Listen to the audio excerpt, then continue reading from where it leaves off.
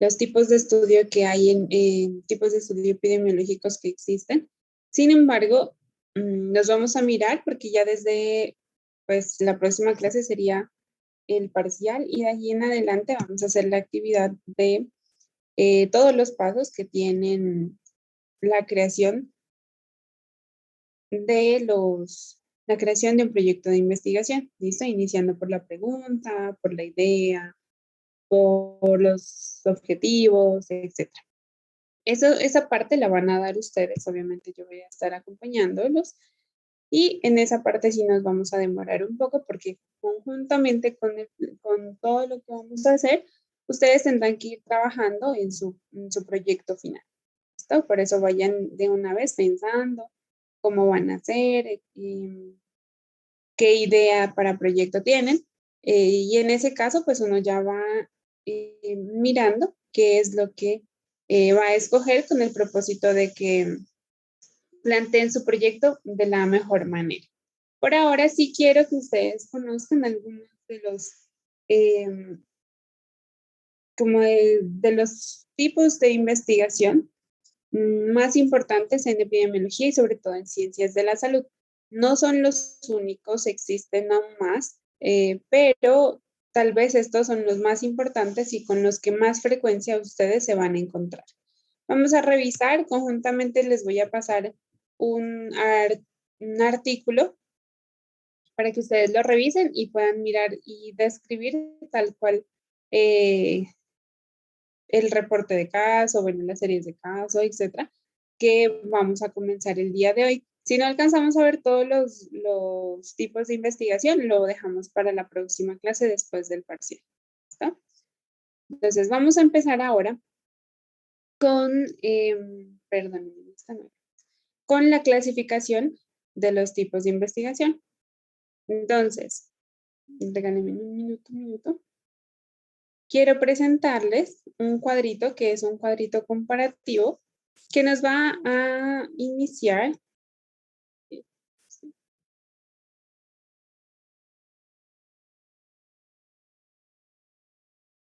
Entonces, esto lo encuentran en los libros que ya les he compartido.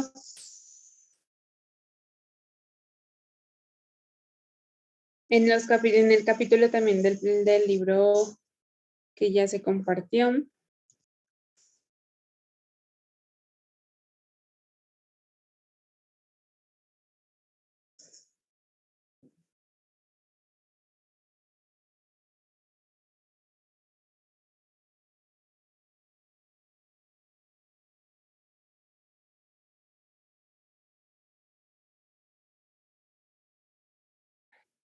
Sí.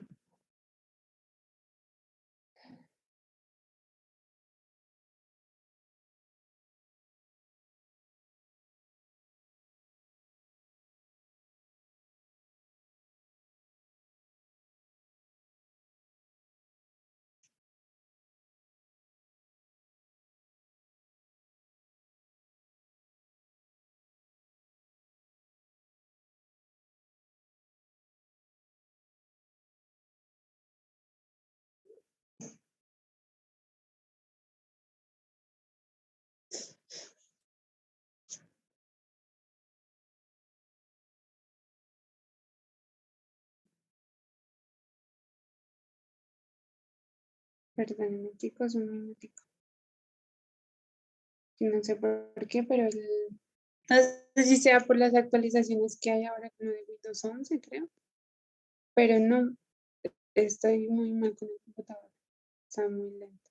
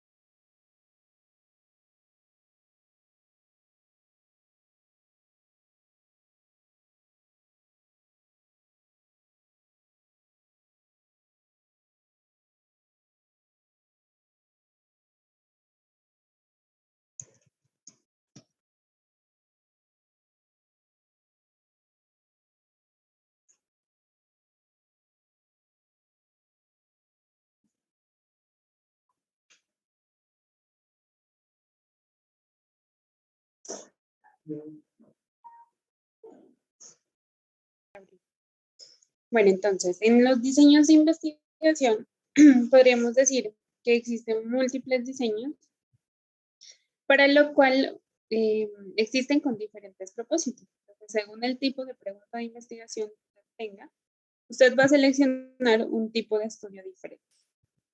En este caso, vamos a ver un resumen de los tipos de diseño de investigación con los cuales usted va a poder trabajar y el cual usted va a seleccionar de la mejor manera para que ustedes puedan realizar los objetivos de su investigación. ¿Listo? Luego, cuando ya miremos paso por paso, vamos a mirar y vamos a identificar cuáles son estas evaluaciones.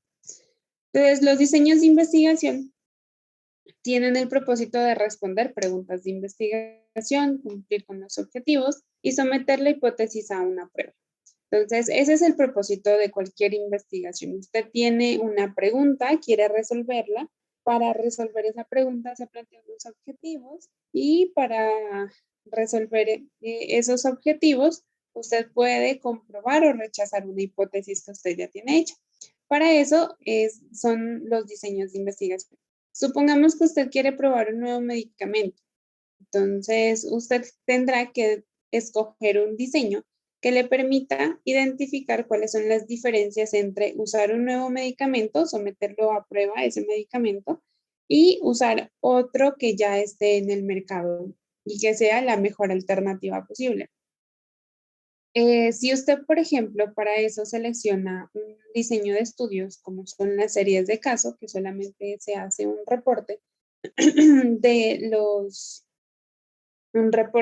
los casos que son satisfactorios o casos extraordinarios, pues muy probablemente usted no podrá demostrar con eso de que este medicamento es mejor, aunque sí pueda haber casos en los que usted diga, mire, en estos 10, 20 casos se encontraron que tuvieron unas muy buenas experiencias con este nuevo medicamento, pero no podrá comprobar su superioridad con otro medicamento que ya esté en el mercado. Entonces, ¿cuál es el propósito del diseño? Que usted, de acuerdo a su pregunta, seleccione el mejor diseño posible para poder resolver.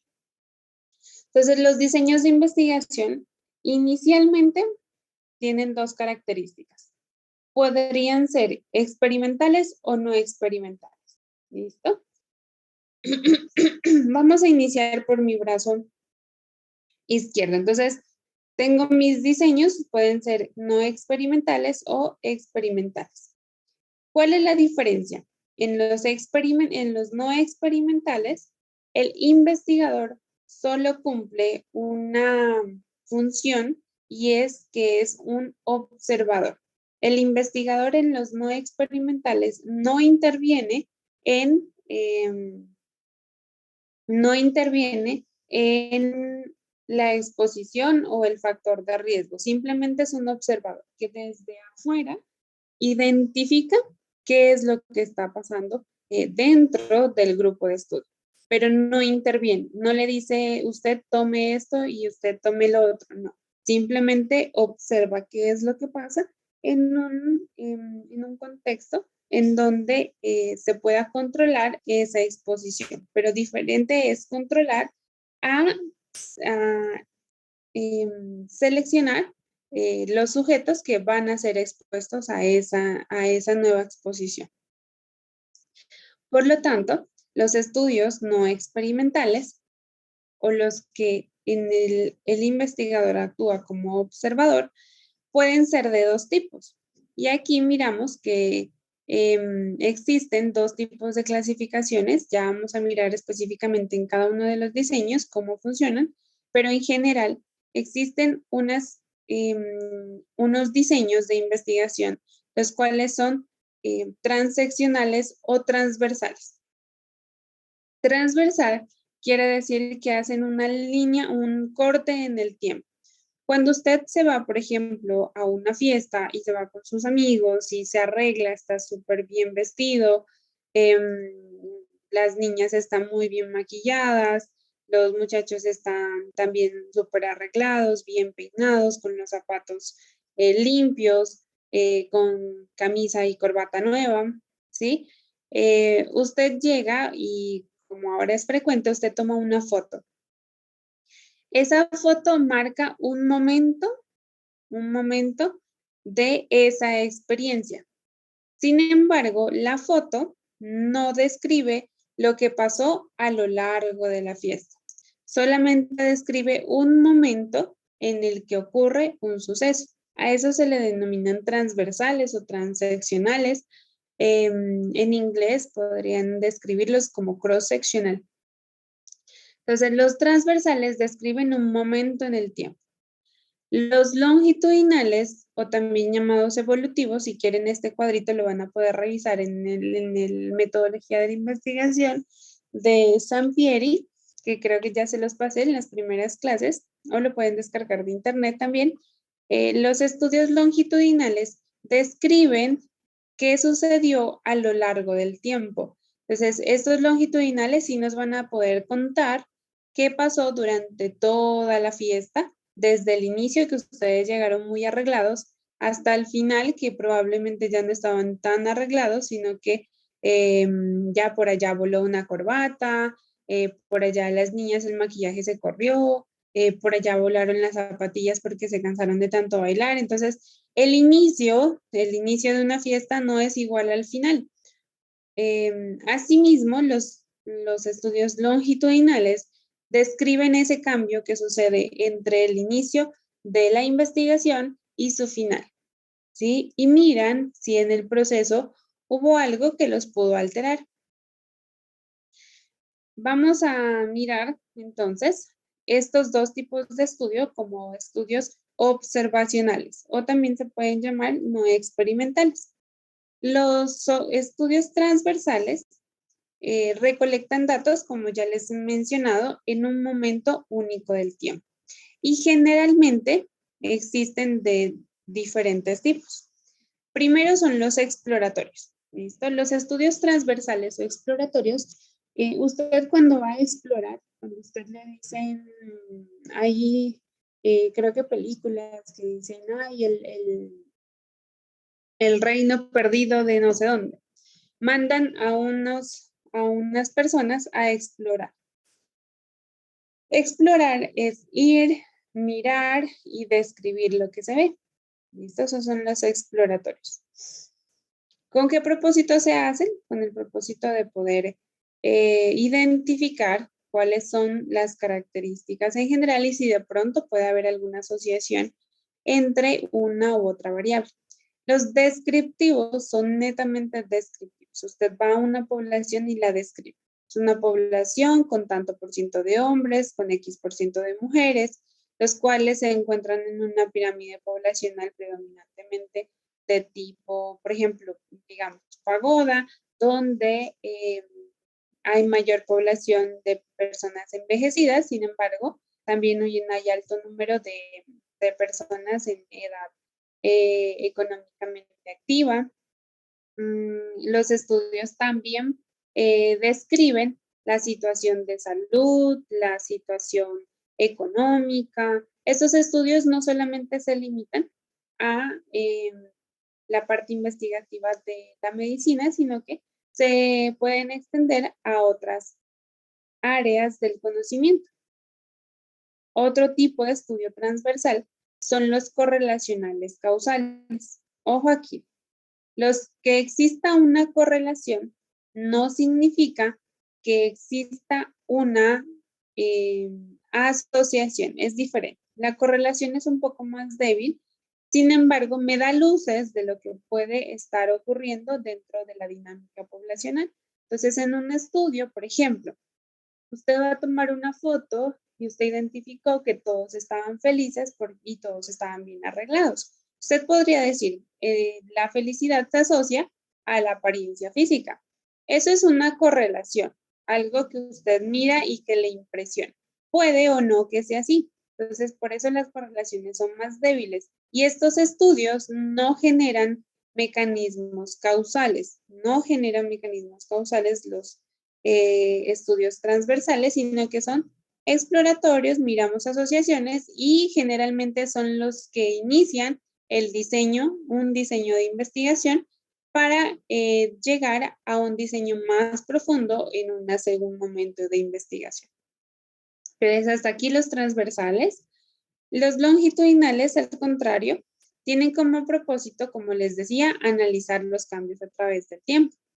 Entonces, ¿por qué analizan los cambios a través del tiempo? Pues fácil, porque lo que intentan hacer es, em, intentan decirle al investigador qué fue lo que cambió desde el inicio de la investigación hasta el final y qué factor estuvo ahí envuelto. Por ejemplo, si tengo unas personas, por ejemplo, la corte de Framingham, ustedes van a encontrar, no sé si ya me están viendo o si ya pasaron el capítulo de cardiovascular.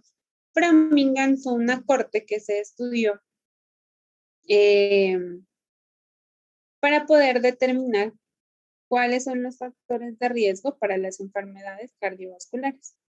De ahí muchas clasificaciones que se han dado, como por ejemplo, tal cual la clasificación que lleva su nombre, o la escala de riesgo de Framingham, que es para determinar el riesgo cardiovascular.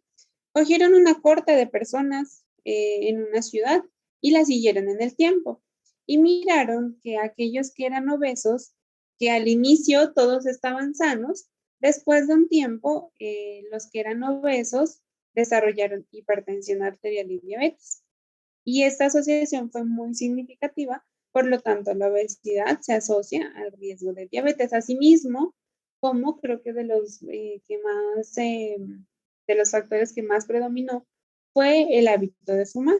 Entonces, el hábito, todos iniciaron sanos, el hábito de fumar se desarrolló en algunos, en otros no, y en aquellos que fumaron, el riesgo de desarrollar cáncer, de cualquier tipo, era más alto. Estos son los longitudinales, se evalúan los cambios a través del tiempo.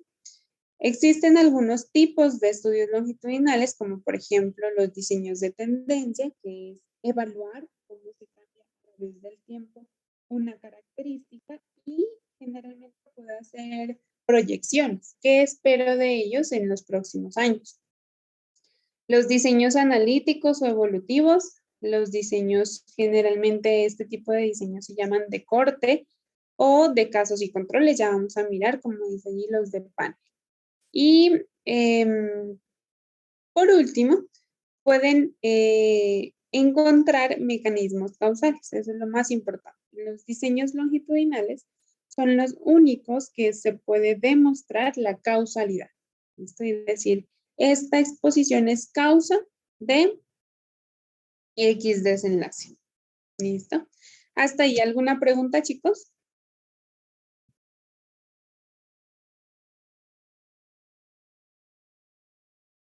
¿No? ¿Todo claro? ¿Ya se durmieron? Bueno, si tienen una pregunta, por favor, quiero que pues me la hagan para que así todos puedan Profe, ver claro todo. Cuéntame. disculpe, sí, o sea, no encuentro como tal claridad en la cuestión de los tipos de investigación, los no experimentales, o sea, un ejemplo que usted podría darme de pronto. En los no experimentales son todos los que ahorita vamos a ver los experimentales y tú vas a decir, ah, ya. Pero recuerda, los no experimentales son aquellos en los que el investigador solamente observa.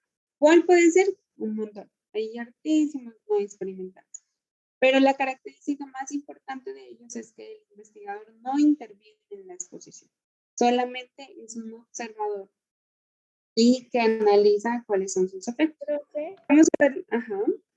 profe, qué pena. Lo que pasa es que hay momentos en el que se le escucha bien durito y hay momentos que se le pierde, no se le escucha bien bajito. A ver, espérame. Que me tocaría cambiarme al celular, a ver.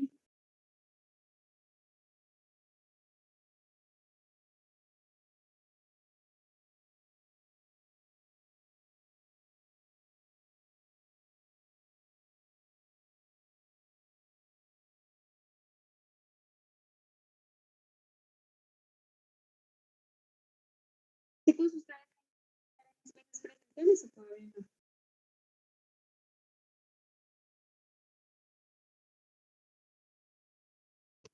¿Cómo, profe? Oh,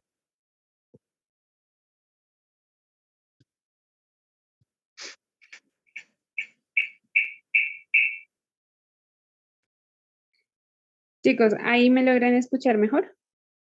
Sí, profe, ahí ya. Ahí ya sí, no sé, es el computador, creo que es el que está fallando.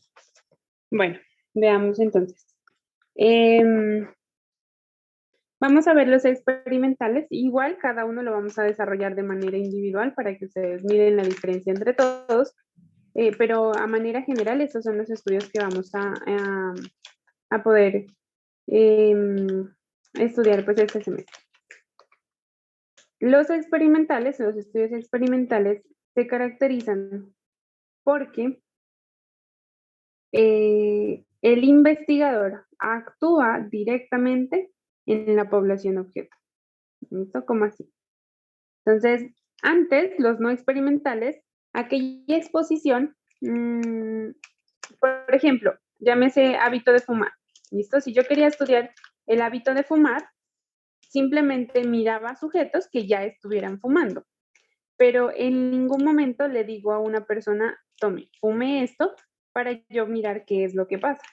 Simplemente observo las decisiones personales de cada uno, que es básicamente lo que uno se enfrenta en la realidad, y le digo, y evalúo esa respuesta.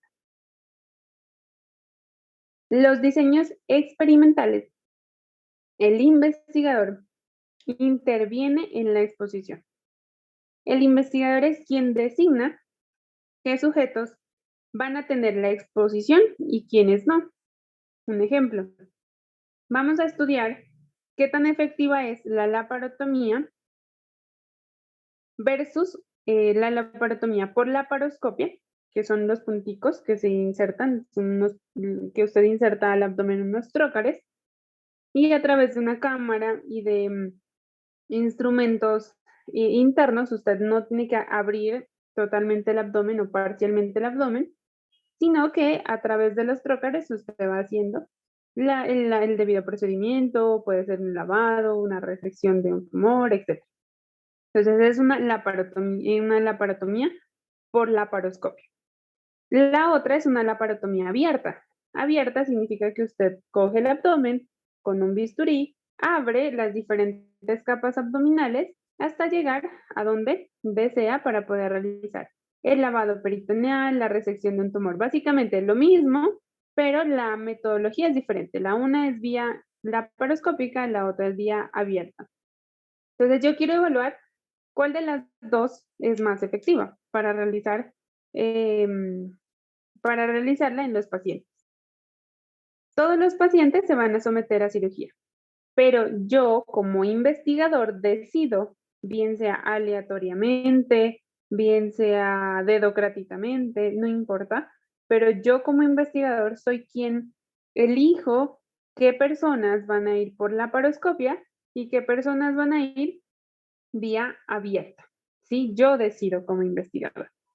Si yo estuviera haciendo el mismo estudio, pero de manera observatoria, simplemente me siento en el hospital y espero a que se complete el grupo de laparoscopia y el grupo de vía abierta. Eso sería por elección, por la condición clínica del paciente, por otra cosa que no dependa de mí como investigador. ¿Sí? ¿Me hago entender? Sí, profe. Sí, profe. Listo. Entonces, en los experimentales, Profe, ¿sí? un ejemplo de una investigación experimental podría ser el estudio que se hizo a los pacientes para, producir la vacuna del coronavirus, que se tomó una muestra como de 50, no recuerdo cuántos pacientes voluntarios que quisieron pues infectarse para hacer la investigación.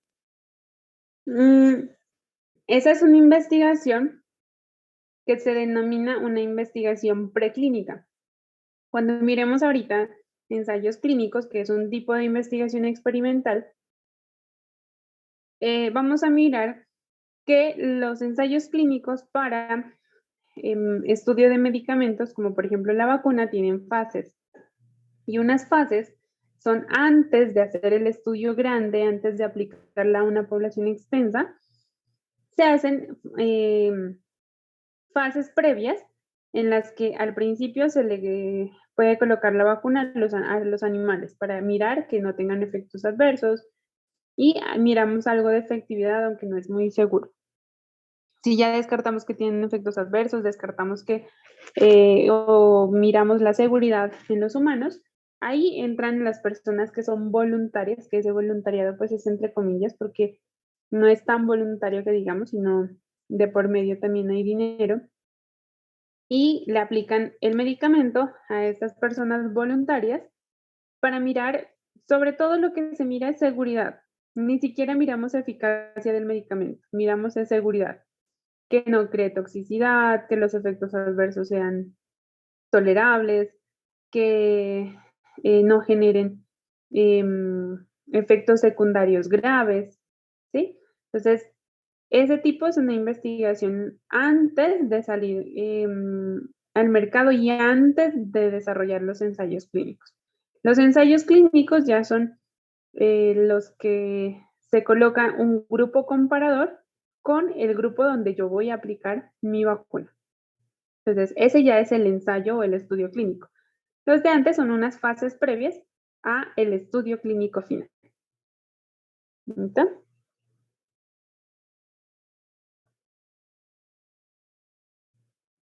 Bueno, entonces, en los experimentales hay unos preexperimentos, podríamos llamarlo.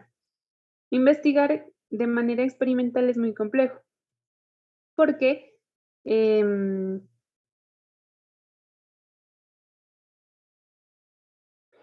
¿por qué es complejo?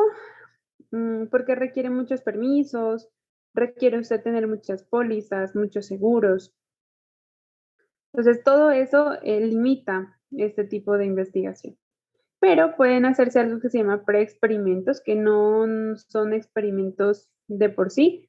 Tienen algún grado de control, pero el investigador no puede controlar todo. Los cuasi experimentales, podríamos decir que hay una diferencia. De pronto, el investigador tiene un poco más de control, sin embargo, no existe un cegamiento, es decir, yo estoy segura de que a usted le voy a dar X medicamento porque usted lo acepta y a usted le voy a dar otro medicamento porque usted lo acepta.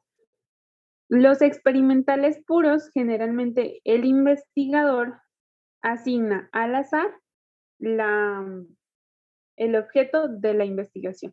Pues llámese de cirugía, llámese medicamento, llámese procedimiento, cualquier tipo de intervención la asigna en los experimentales puros al azar. ¿Sí? Y el azar juega un papel muy importante para desarrollar este tipo de investigación. Entonces, tengo un grupo de 500 personas que todas van a ser sometidos a cirugía abdominal y al azar, digo, le asigno un computador o asigno códigos o como quiera realizar, pero al azar selecciono a las personas para que los grupos sean comparables. Y generalmente estos grupos al final, gracias al azar, son comparables. En los dos grupos nunca hay una tendencia como que un grupo sea mayor que otro, un grupo sea más joven, el otro sea más viejo, no, generalmente el azar hace que estos grupos se emparejen. Entonces, vamos a mirar cada uno de ellos, pero no, esto no es estricto, ¿listo? Aquí hay algunas investigaciones que ustedes van a observar, las cuales pueden incluirse 2 o más diseños distintos, ¿listo? Y estos son diseños mixtos y también son muy viables y factibles y sobre todo que también generan una conclusión al final de la investigación, ¿listo? Y vamos a empezar con los reportes de casos y las series de casos. ¿Hasta ahí alguna pregunta?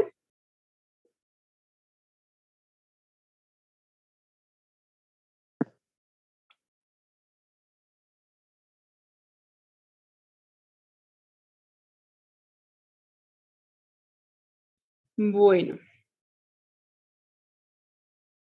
entonces, las series de casos o reportes de casos, a pesar de que son un tipo de diseño de investigación observacional, vamos ahorita a empezar con los observacionales, con los no experimentales.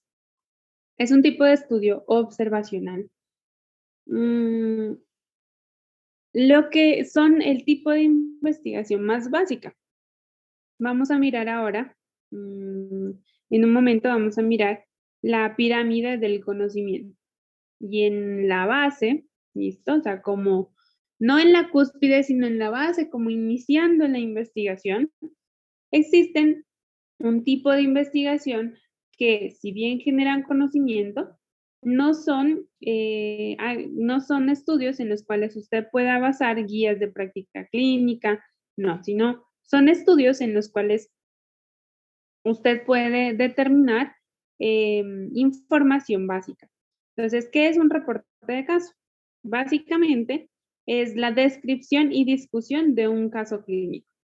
¿Por qué de un caso clínico? Lo que pasa es que hay casos que son extraordinarios en la medicina, que no se presentan no se presentan con frecuencia. Y esto hace que, como no son frecuentes, usted no va a tener unos grupos muy, podríamos decirlo, muy grandes de este tipo de casos. Entonces, aquí entran las enfermedades raras, entran enfermedades que son muy, muy poco frecuentes o casos en los que son muy extremadamente muy poco frecuentes, pero que son de interés. Y lo que a usted le interesa es que estos casos sean conocidos y de pronto en otra parte del mundo pueda haber un caso similar en el que pueda haber comparación. Por eso, los tipos de investigación tipo serie de casos o también conocido como reporte de caso. El reporte de caso es cuando se hace uno solo. La serie de caso o las series de casos es cuando se hacen más de 2 casos pues, con las mismas características. Es, como les dije, el arquetipo, es decir, la parte básica de la investigación. Existe, sí, se pueden publicar, sí, es muy popular con los lectores porque a todo mundo le gusta leer algo que sea extraño, algo que solamente suceda una vez, ¿listo? Es tal vez posiblemente el artículo más fácil de escribir porque usted simplemente tiene que describir un paciente. Entonces usted ya está experto en describir una historia clínica. Y esta es una historia clínica especial, particular. Entonces usted lo que tiene que hacer es describir las características de su paciente extraordinario. Si de pronto ustedes que están o que ya van a entrar el próximo semestre a la parte clínica y con los especialistas de pronto miren un caso especial y le digan, no, miren chicos, este caso es súper raro, usted propóngale, dígale, vea doc, ¿no le parece si hacemos un reporte de caso de este? Usted tiene toda la información, nosotros lo redactamos, hacemos una discusión y lo enviamos. Y hay revistas, como lo vamos a mirar, que lo publican, o muchas revistas lo publican, mejor dicho. Como función, tiene presentar nuevos casos, condiciones, manifestaciones, mecanismos de la enfermedad, defectos, etc. Busquen, por ejemplo, la serie de casos que inició la pandemia de COVID. Un reporte de una neumonía atípica, severa y en algunos casos fulminante. Inició como tal, como un reporte de casos. Miren, Resulta que en otra parte también presentaron unos casos similares y como que dijeron, mire, existen estos casos y se están cada vez reproduciendo. Yo también los miré por otra parte, los miramos.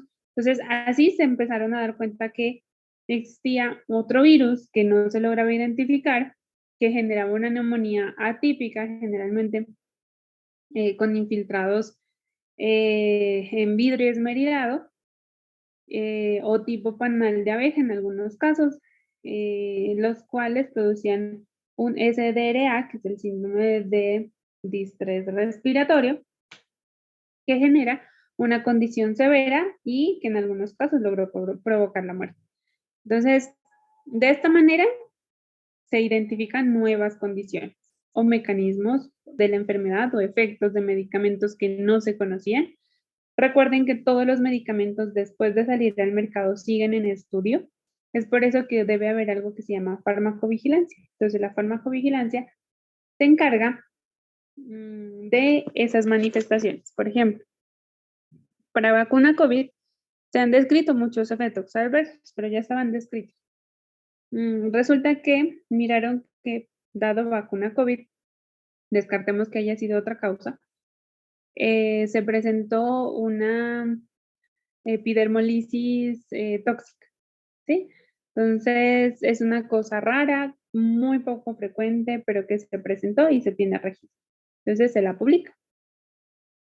Y sirve para enseñar tanto a estudiantes como a profesionales de la salud sobre nuevos casos.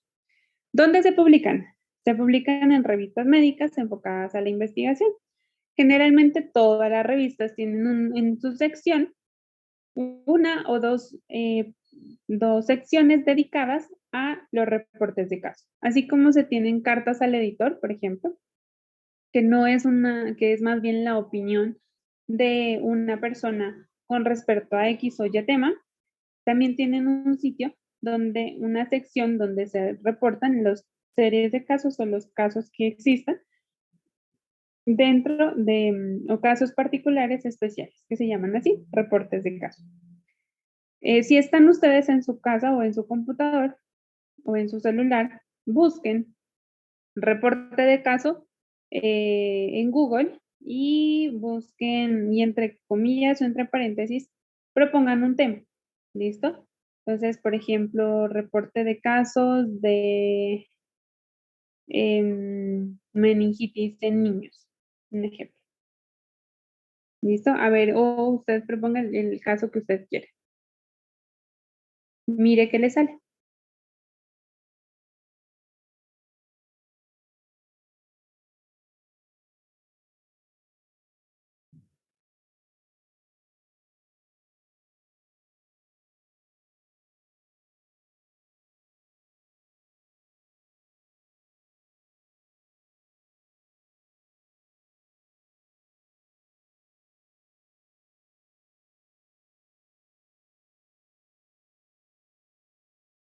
¿Alguno buscó alguna revista especial?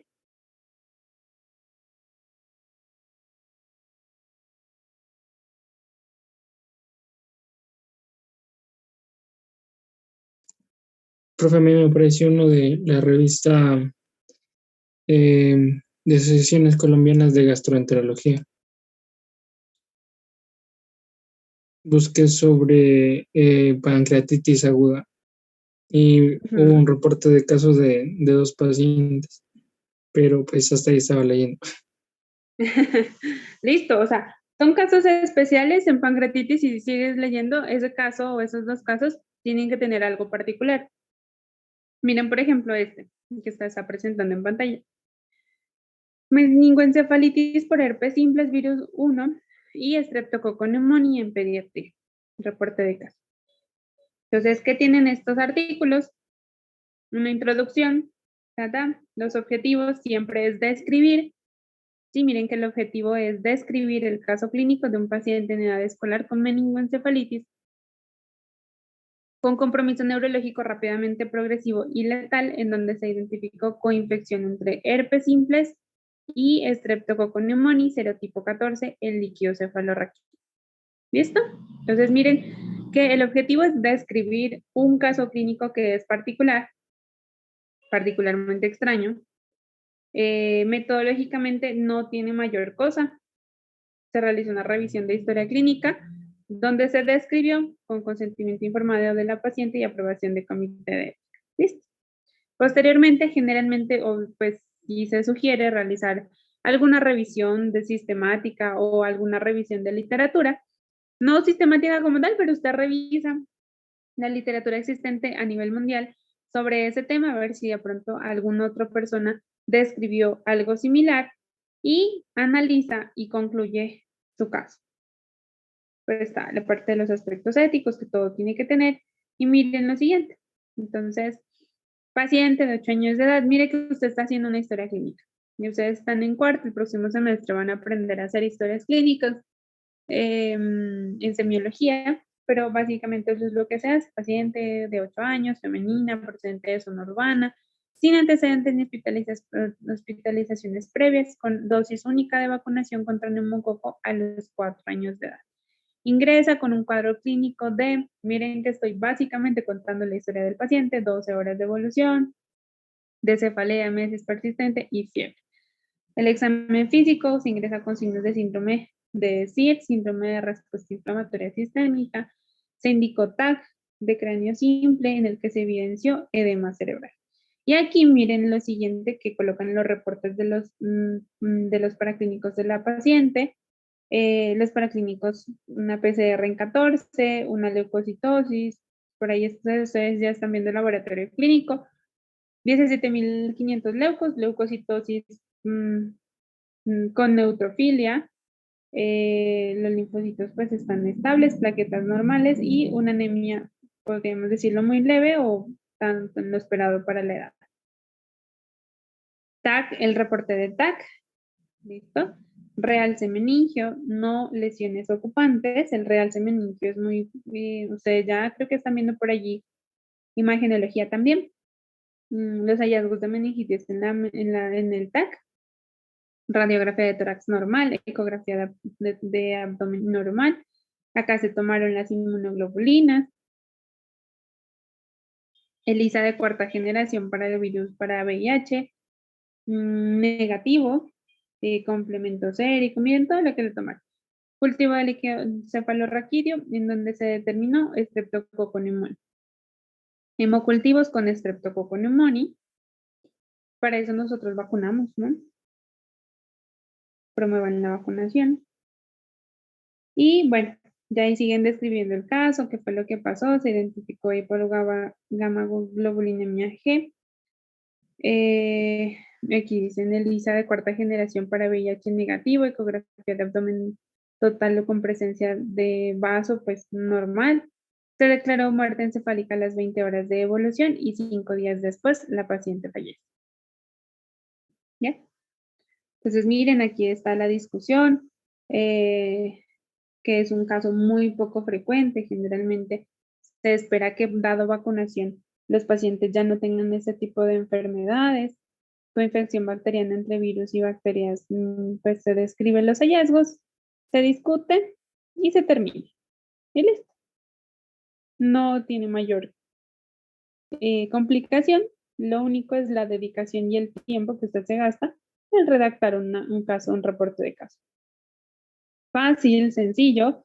Miren en los que buscaron a ustedes, qué características de pronto identificaron, qué cosas raras miraron.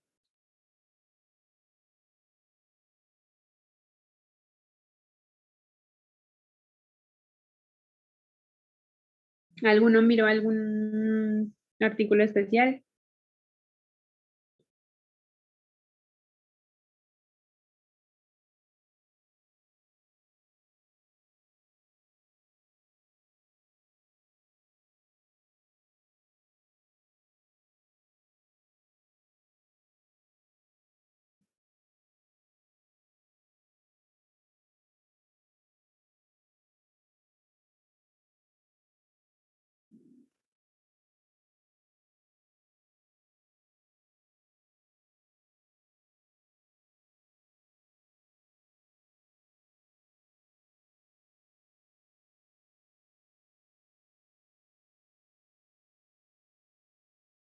No, ninguno identificó algo especial, particular.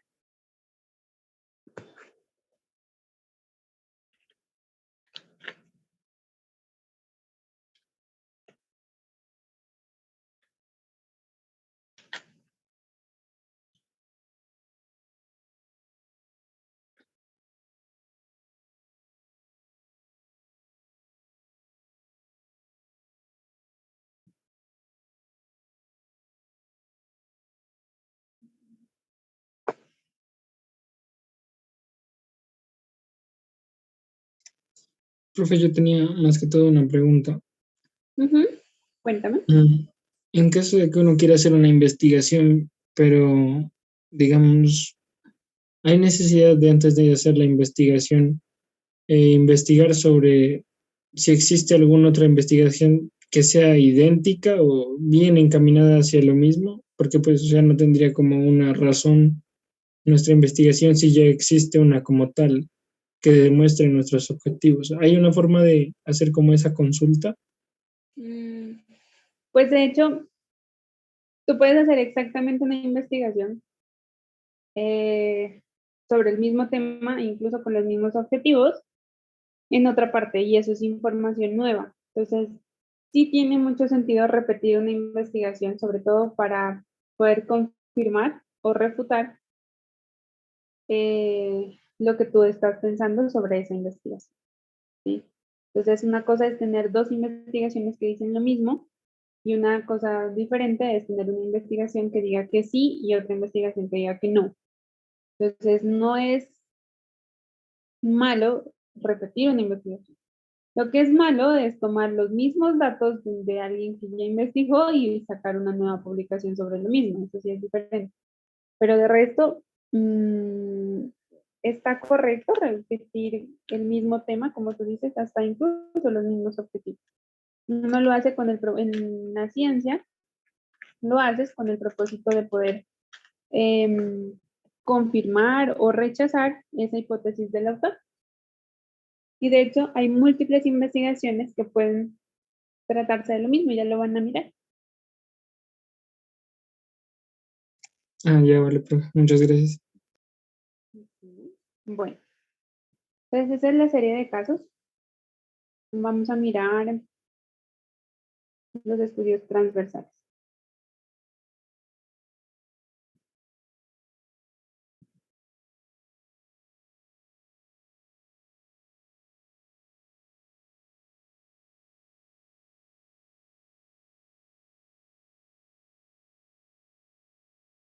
Bueno, la siguiente presentación no es mía, es de un profesor muy bueno, me gusta mucho. Por eso generalmente intento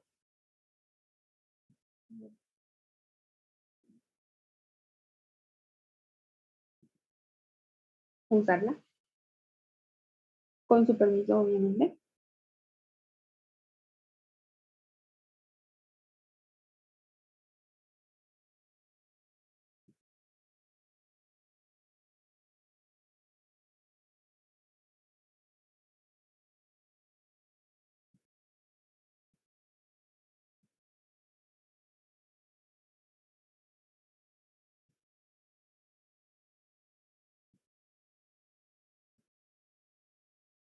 Pues vamos a mirar los estudios transversales. Vamos a ver las generalidades, eso hay más a profundidad y algo de estadística. Cuando lleguemos a ese punto lo vamos a cortar. No nos interesa en este momento, pero sí, esta parte que nos dice acerca de la investigación. Entonces, ¿qué son los estudios transversales? Otros nombres que reciben los estudios transversales son los estudios de corte, estudios de prevalencia o lo que yo les mencionaba, los cross-sections. Es una foto tomada de la película con una cámara de alta o de baja resolución. ¿Se acuerdan lo que les mencionaba de la fiesta? Entonces volvamos nuevamente. Ustedes como jóvenes, grupos, se hicieron una fiesta, todos se fueron súper lindos y se tomaron una foto. La foto puede identificar hasta los más mínimos detalles. El detalle de los aretes que están puestos las niñas, el detalle del pisacorbatas que se colocaron algunos chicos, dependiendo de la resolución de la cámara. Entonces, si usted tiene un iPhone 12, probablemente la cámara le logre tomar muchos detalles. Pero si usted tiene un BlackBerry, de esos que medio toman algo, los detalles no se van a mirar, usted va a captar como el ambiente general, pero no va a ser igual. Lo mismo sucede con los estudios. Según el tipo de investigación que usted haga, la metodología planteada, según la calidad del diseño que usted ya plantee, va a hacer su investigación de alta o baja resolución para captar los detalles más mínimos de esa población. Entonces, los estudios transversales son diseños de investigación que observan una población, ojo aquí, y eso es bien importante, por una sola vez y en un punto determinado en el tiempo para medir simultáneamente diferentes aspectos que pudieran estar o no relacionados entre sí. Entonces, aquí lo importante es de que se mide una sola vez en un punto determinado del tiempo. Pero generalmente con una sola medición no es posible reconocer los casos incidentes. ¿Qué son los casos incidentes? Son los casos nuevos. Si yo tomo una foto a la población de Pasto en este momento, habrá personas que tienen COVID y otros que no tienen COVID. Eso lo puedo encontrar. Yo no puedo saber cuántos de esos casos de COVID son incidentes, es decir, son nuevos para el día de hoy. No, no puedo decir, mire, este que salió positivo es nuevo porque es el día de hoy. No. Entonces, todos o son casos de COVID o no COVID, pero no puedo decir cuáles son los nuevos casos. Para eso debo tener una medición previa. ¿Cuáles son las propiedades del diseño de investigación? Lo que les decía, el investigador tiene un papel observacional, solo observa la población, no interviene dentro de ella. El investigador describe y analiza. Esa es la intención, describir la población y analizar. Por eso son estudios descriptivos. Ojo aquí, la direccionalidad del análisis como son transversales, todas las variables son medidas en el mismo momento. Por eso no hay direccionalidad hacia adelante o hacia atrás, como en los estudios longitudinales, son adireccionales. Todas las variables son en un momento independientes como tal. La disponibilidad del dato, eso sí, puede ser prospectiva o retrospectiva. ¿Qué quiere decir prospectiva? Que yo no tengo los datos al día de hoy, sino que los voy a tomar a través del tiempo. Entonces, mañana me voy a dedicar a hacer encuestas y eso es una disponibilidad del dato prospectivo. Hoy no lo tengo, mañana voy a tomar las encuestas para tomar el dato. O retrospectivo es que los datos ya están dados. ¿Dónde? En las historias clínicas del 2021. Entonces voy a tomar mis datos de manera retrospectiva. Los voy a ir a recolectar porque los datos ya fueron tomados en su momento. ¿Alguna pregunta con respecto a estas características? Doctora, ¿me puede, por favor, volver a explicar la disponibilidad de datos prospectivo, por favor? Claro.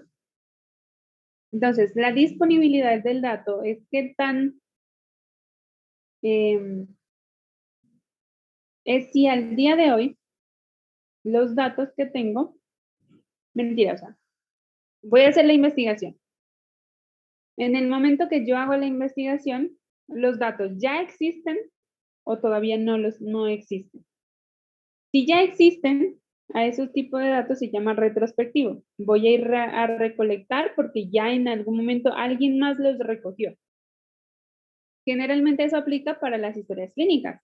Entonces usted va a hacer un estudio de diseño transversal y usted va a sacar los datos de las historias clínicas del Hospital Departamental del 2021. Entonces usted va a recolectar unos datos que ya fueron recolectados. A eso se le llama retrospectivo, es darse la vuelta y mirar para atrás lo que ya pasó.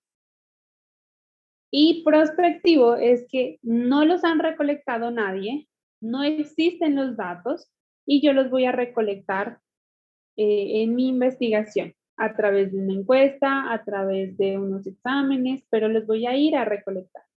Entonces, a ese tipo de datos se le llama recolección de datos de manera prospectiva, hacia adelante.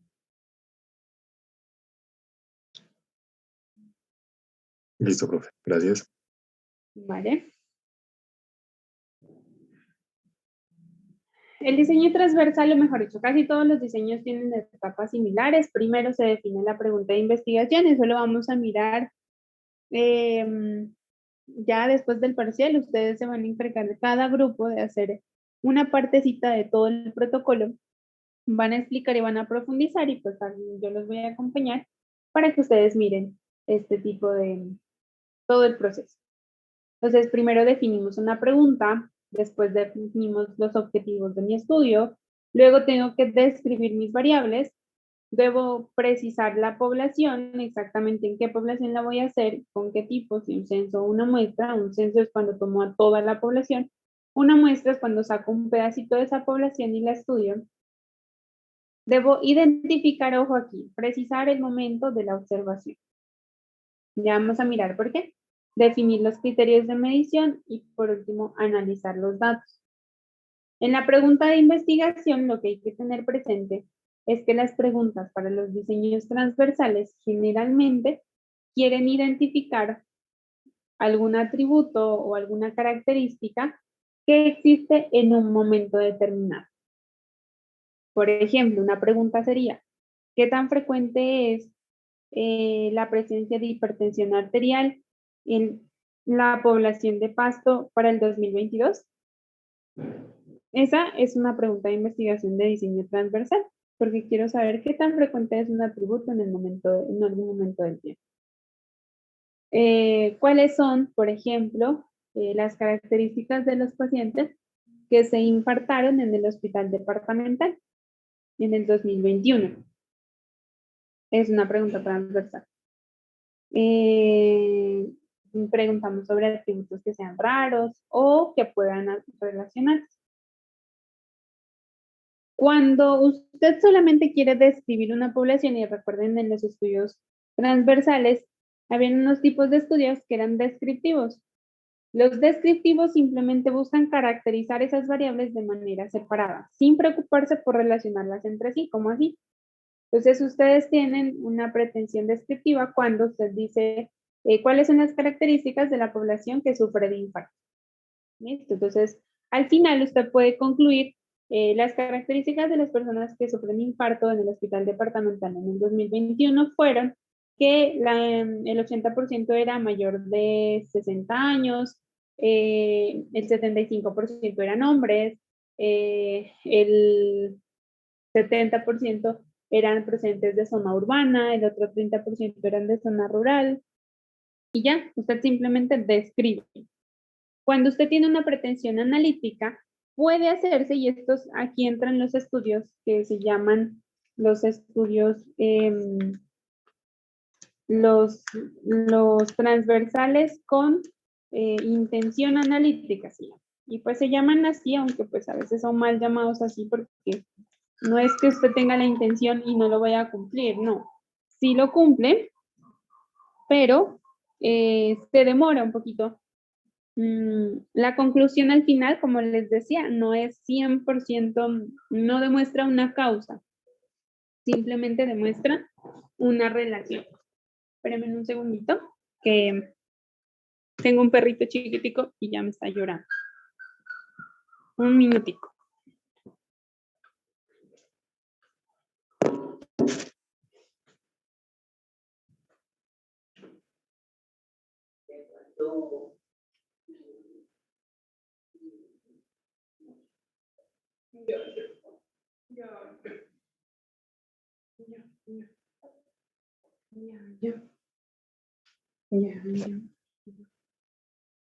Vamos a ver. ¿Me vas a acompañar a las clases? Yo. A ver. Acompáñame, chinga.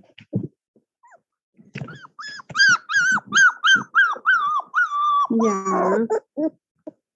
Ya. Ay, no. Ay, silencio. Ay, no puede ser.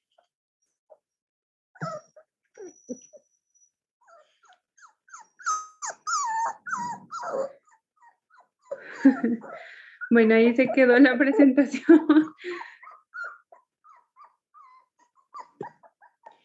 Bueno, entonces, chicos, los de pretensión analítica son aquellos estudios ya en los cuales usted pretende establecer vínculos o asociaciones.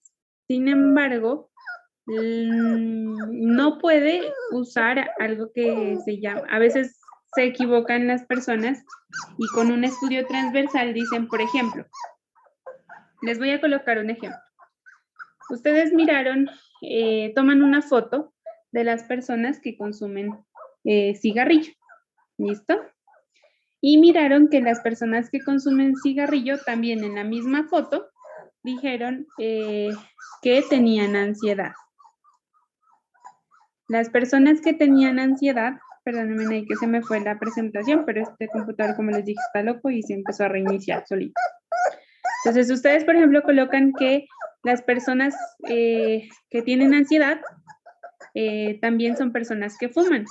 Entonces, erróneamente, y eso lo puede hacer así, que erróneamente coloquemos que la ansiedad es un factor de riesgo para fumar.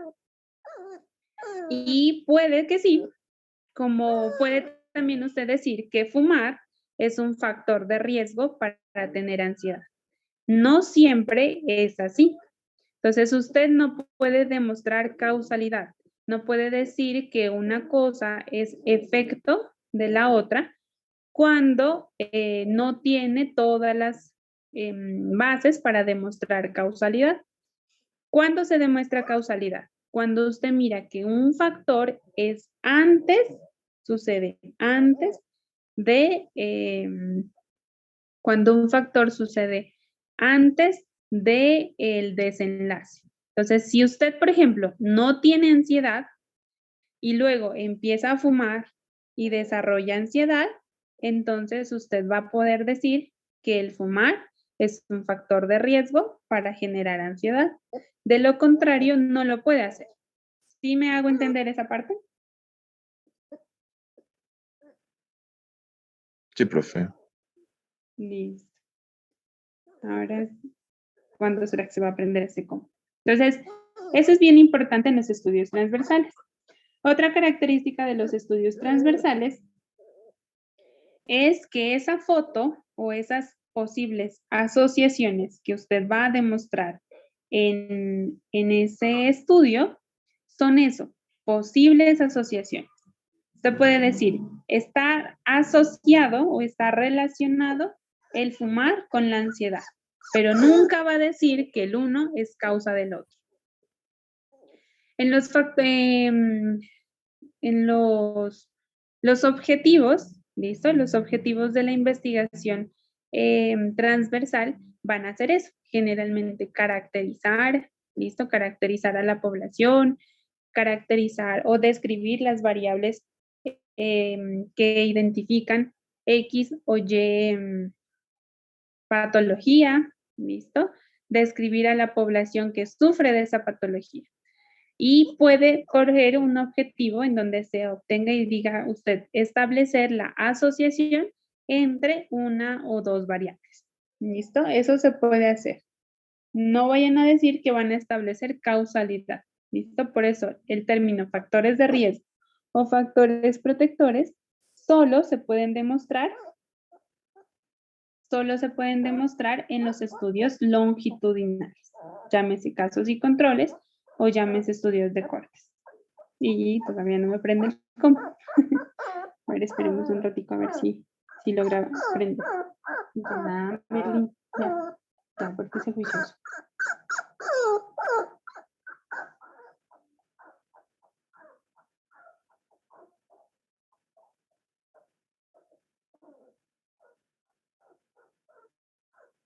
Ya.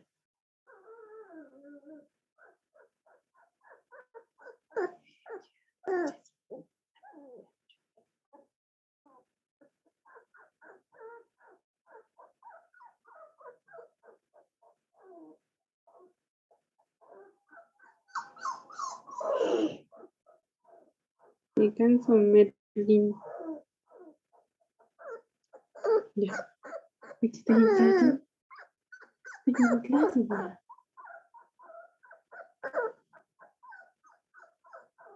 Hoy, sinceramente, no fue el día de la tecnología.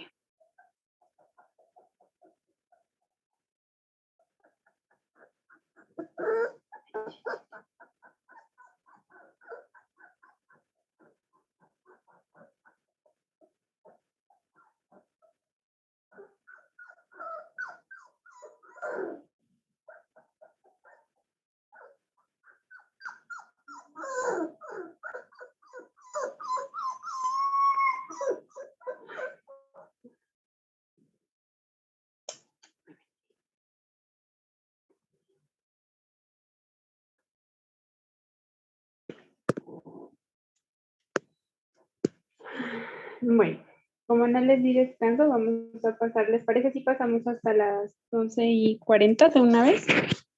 Así salen un poquito antes. Al menos que terminemos la parte de estudios transversales. Sí, profe.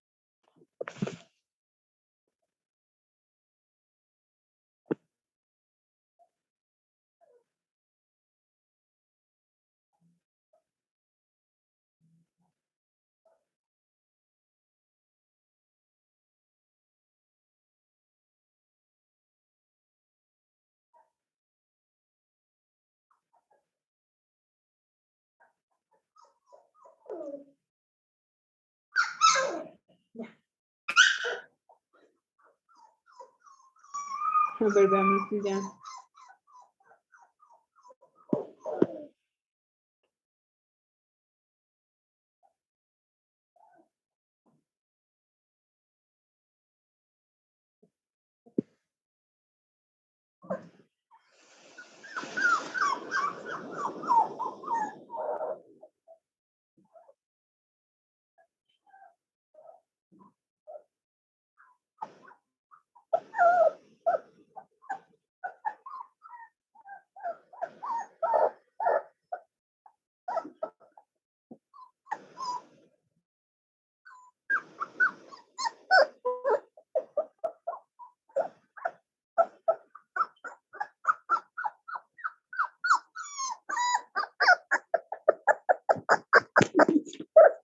Ubicando, estoy trabajando.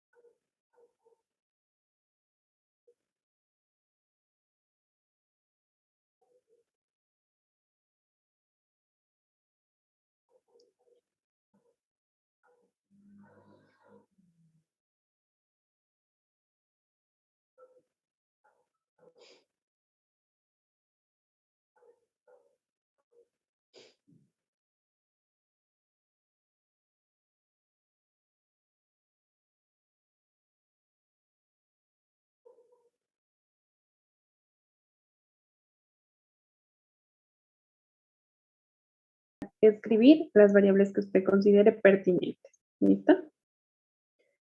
Las variables de interés pueden ser todo lo que usted quiera: eventos biológicos, psíquicos, sociales, ambientales, características de la población, condiciones que se pueden asociar al evento de interés, antecedentes, todo lo que usted desee.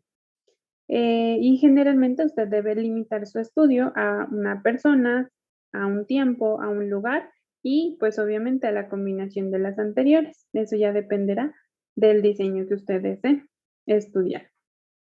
Como les mencionaba antes, puede usted usar censos, que es medir a toda la población de que comparten una característica. Y cuando usted determine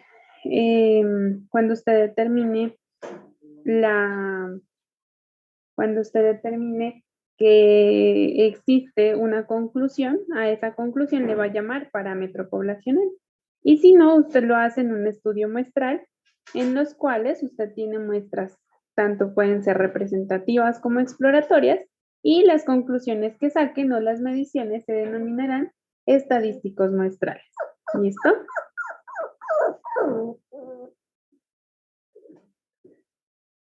La representatividad de las poblaciones se refiere a que solamente las variables de interés deben ser representativas. Por ejemplo, si usted tiene una población de estudiantes de la Universidad de Nariño y usted selecciona solamente en su muestra a mujeres, probablemente usted haga un error en muestreo, porque la Universidad de Nariño no solamente tiene mujeres, sino también tiene hombres. Entonces usted debe seleccionar una muestra representativa, es decir, que contenga las características de interés que usted está estudiando. Puede ser una selección aleatoria, que eso beneficia en los estudios, generalmente este y cualquier otro. Y al ser una muestra representativa, va a terminar concluyendo y puede acercarse al parámetro poblacional. Eso, pues, ojalá tengamos al final tiempito de poderlo identificar, pero se representa muy bien en esta gráfica. Usted tiene, por ejemplo, en una población gigante, puede ser las estudiantes de la Universidad de Nariño. Son muchos para preguntarles a todos si les gusta jugar fútbol o baloncesto. Pero resulta que usted seleccionó una pequeña muestra representativa. Ahí incluyó de todos los programas, incluyó tanto hombres como mujeres, incluyó líderes, estudiantes antiguos, nuevos, o sea, es muy representativa, está muy bien balanceada. Y en esta muestra usted concluyó que al 60% de los estudiantes les gusta jugar fútbol y al 40% baloncesto. Entonces, cuando usted, su muestra es representativa, hace algo que se llama inferencia estadística. ¿Qué quiere decir la inferencia? Que este estadístico que usted está determinando aquí, o sea, el 60% que le gusta jugar fútbol, es representativo del parámetro poblacional. Y el parámetro es como si yo hubiera preguntado a toda la universidad. Entonces, yo puedo decir que en la muestra el estadístico es del 60% que les gusta jugar fútbol y aproximadamente en la población, el parámetro poblacional también, el 60% de toda la Universidad de Nariño le gusta jugar fútbol y el 40% baloncesto. Entonces miren que con este ejemplo simplemente, con esta sencilla característica se hace un proceso que se llama inferencia estadística. A la muestra, lo que obtengo en la muestra, que es mi estadístico, lo infiero a la población general y a eso se conoce como parámetro. ¿Listo?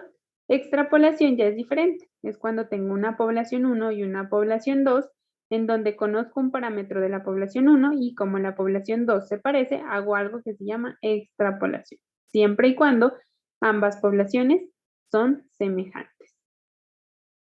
Listo. Entonces, aquí están, por ejemplo, la parte de muestreo, eso no lo vamos a hacer, no lo vamos a mirar.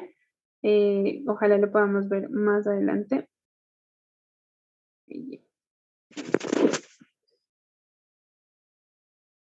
Esta parte de la estadística tampoco. porque eso ya ojalá lo podamos ver mucho más adelante. Y quiero que vayamos al final.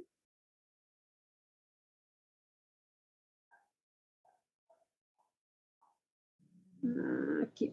Entonces, existen, para el análisis que usted puede hacer, usted lo puede hacer en diferentes formas o metodologías. Una que se llaman recolección de datos primarios, que es directamente cuando usted le pregunta a la población, y recolección de datos secundarios, que es básicamente analizar archivos, historias, encuestas ya tomadas antes o previamente, o con bases de datos que ya están establecidas. Cuando usted recoge, se llama fuentes primarias, y cuando usted va a buscar archivos, se llaman fuentes secundarias. ¿Por qué es importante esto?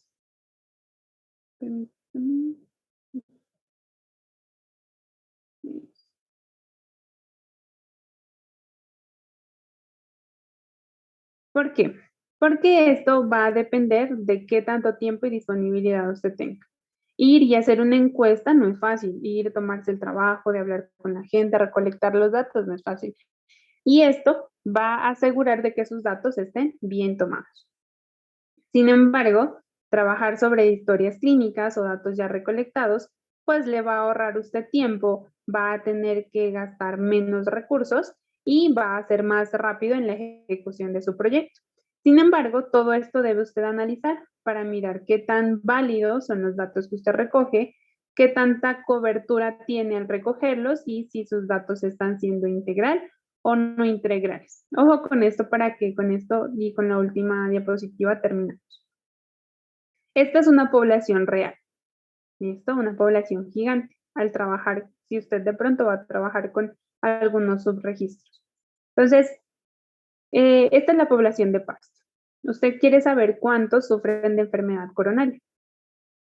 Resulta que de esta población no conoce usted el dato real, pero quiere trabajar con la población que asiste al centro de salud por dolor torácico. Entonces, lo que hace es trabajar con los registros que hay en los centros de salud, pero de esta población real que existe en Pasto, resulta que muchos tienen enfermedad coronaria, pero son asintomáticos, no han padecido de ningún síntoma hasta el momento, por lo cual estos nunca van a sentir la enfermedad. De aquellos que sí la sienten, que serían este grupo que es mucho más reducido, hay unos que dicen, yo que voy a estar consultando por eso. Entonces unos salen por ahí porque no consultan. Hay otros que sí se preocupan y dicen, sí, voy a consultar. Ustedes mismos lo van a poder garantizar en sus casas. De estos que consultan, resultan que unos tienen pues la mayoría tiene EPS y las citas están a un mes. Hay personas que no se atienden porque dicen, ay, no, yo no voy a esperar un mes, mejor me tomo uno en la casa y ya, no voy a consultar. Hay otros que son muy pacientes y sí logran ser atendidas. Pero resulta que de estos que son atendidos, hay unos que no se registra la enfermedad porque no les hicieron exámenes. El médico pues consideró que no era necesario tomarle nada y no le hizo nada para registrar. Por lo tanto, a quienes verdaderamente se atendieron fueron estos poquitos y quienes se registraron fueron estos pocos. Usted va a trabajar con los registros de estas personas, pero mire cuántas personas usted dejó en el camino. Por eso, trabajar con fuentes de datos secundarias es tan peligroso, pero muchas veces es lo único que tenemos. Entonces, ahí es decisión del investigador con qué trabajar. En cada uno de esos momentos, el número de casos será siempre diferente. Para finalizar, algunas de las medidas que van ustedes a tener, van a poder sacar medidas de resumen o de tendencia central, como la media, mediana, moda, correlaciones, medidas de proporciones, prevalencias, diferencia de prevalencias, cocientes de prevalencias y algo que se llama OR o Odds Ratio. Ya de pronto creo que en estadística o en una próxima oportunidad, si miramos epidemiología, vamos a mirar todas estas todos estos datos y eso es muy bonito porque ahí se mira cómo existe la diferencia entre las prevalencias y si esa diferencia es significativa. Y vamos a ir con esto a lo último de esta presentación. Aquí. que son los sesgos. Entonces, ¿cuáles son las dificultades del tipo de estudio de prevalencias o transversal? Que si usted selecciona mal las personas que van a entrar en su foto, pues sus muestras o su población no va a ser significativa, por lo tanto sus conclusiones no van a ser adecuadas. Por eso, si son muestras no aleatorias o si usted selecciona por voluntariado o porque fue un amigo suyo de que le dijo, sí, yo te lleno la encuesta, entonces probablemente esa sea una mala selección y conclusión no va a tener. Que usted clasifique mal, por ejemplo, de que muchas veces no tenga una adecuada validación de los instrumentos con los que va a medir y la información sea incorrecta, por lo tanto hay un sesgo de información, eso va a ser un error. Y errores de confusión, al haber, por ejemplo, múltiples variables que nos hablen de lo mismo. Un ejemplo de ello es que usted mida enfermedad coronaria con troponinas, con EKG y con cateterismo cardíaco. Entonces, todas esas le van a arrojar un resultado diferente y si usted las mete las tres juntas, que están midiendo básicamente lo mismo, aunque de diferente manera, pero miden, podríamos decir entre comillas, lo mismo, va a generar algo que se llama confusión. Y para tiempos de exposición prolongada, generalmente los factores de riesgo suelen verse afectados por quienes no estaban protegidos en ese momento. Me explico. Usted quiere determinar en la población de cáncer de colon cuántas personas consumen gluten para ver si es posible relacionar el gluten con el factor de riesgo, el gluten como un factor asociado, no de riesgo, sino un factor asociado a la enfermedad de cáncer de colon. Pero cuando usted lo midió, resulta que muchas de las personas que no consumían gluten tenían enfermedad más severa y en el momento de la foto, esas personas se habían muerto. Entonces usted a esas personas ni se enteró que las tenía, ni supo que estaban y no las tomó en cuenta. Y miró las personas simplemente que al momento de la foto estaban vivas. Y las que estaban vivas consumían gluten. Su conclusión es que el gluten puede estar asociado al cáncer de colon. Pero erróneamente su conclusión es esa, porque resulta que los que no consumían gluten ya estaban muertos.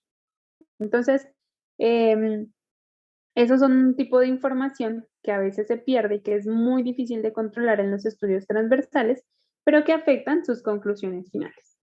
Y para concluir, aquí está, entonces un pequeño resumen.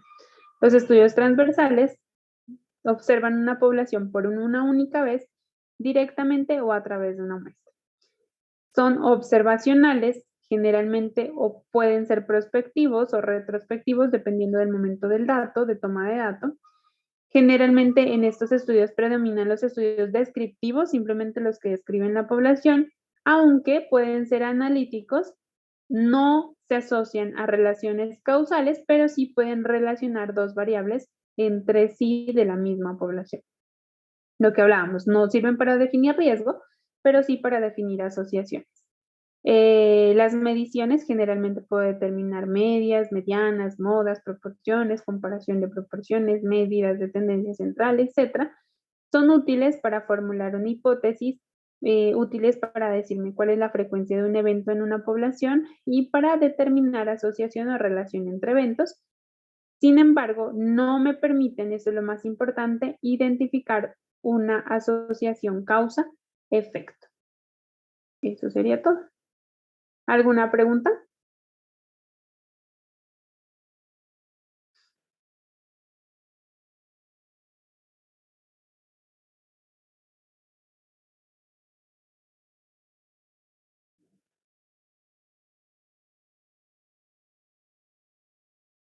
¿Ninguna? Bueno, la clase de hoy sí estuvo muy larga, pero pues esos tipos de estudios sí quiero que los aprendan bien para que ustedes puedan seleccionar muy bien la metodología de su protocolo y tal vez de su próximo proyecto de investigación. Si no hay duda, ¿sí? Yo tengo una pregunta, pero es respecto al parcial. Cuéntame.